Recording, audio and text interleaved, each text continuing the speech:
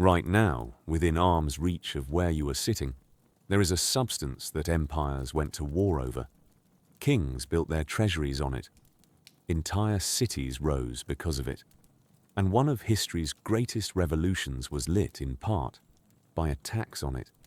You probably used it today without a second thought. It's salt.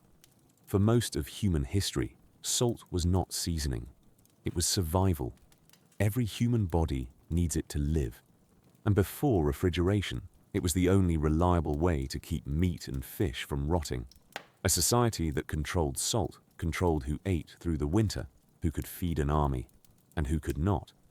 Scarcity turned a simple mineral into power. You may have heard that Roman soldiers were paid in salt. That this is where the word salary comes from. It's a wonderful story. It's also almost certainly false. The word salary does descend from the Latin salarium, which is tied to the word for salt. But no Roman source actually tells us soldiers were paid in it. The myth was born from a misreading centuries later. The truth is quieter and stranger. Salt mattered so much that its name quietly buried itself inside the word we still use for our wages, 2,000 years on. To see salt's real power, follow it across the Sahara.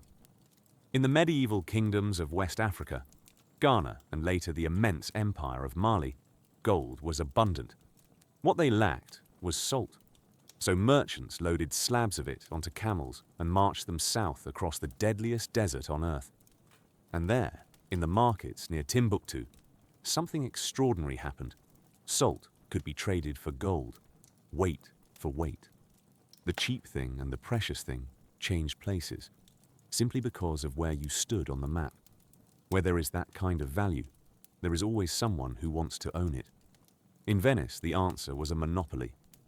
The Venetian state seized control of the salt trade, subsidized its ships to flood the market, then used its grip on supply as a weapon, rewarding allies, starving rivals. Salt helped fund the palaces, the fleets, and the empire of the richest city in Europe. Venice did not just sell salt. Venice ruled with it. But the same substance that builds power can break it. In France, the crown imposed a tax on salt called the gabelle. It was not a gentle tax. Every person above a certain age was forced, by law, to buy a fixed amount of salt each year, at a price the king decided. Smugglers were hunted. Families were imprisoned. For centuries, the gabelle was one of the most hated taxes in Europe, a daily, physical reminder of an unequal kingdom. When the French Revolution finally came, the gabelle was among the grievances swept away. A tax on a mineral had helped push a monarchy toward the guillotine. And salt's story does not end in Europe. In 1930, in British-ruled India, salt was taxed and its production controlled by the colonial state, making it illegal for ordinary Indians to harvest the salt of their own coastline.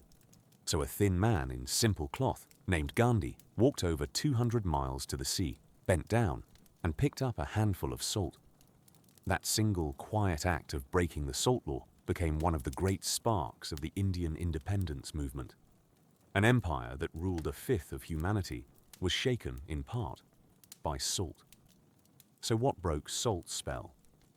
Not a war, not a revolution, industry. As mining and chemistry made salt cheap to produce, and as refrigeration removed our desperate need to preserve food with it, salt slid from treasure to commodity.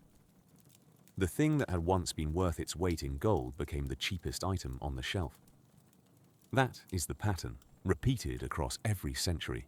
Control of a necessity is power, and abundance dissolves it. The salt on your table is no longer worth fighting for. But the moment it was scarce, men crossed deserts, built empires, and toppled kings to hold it in their hands.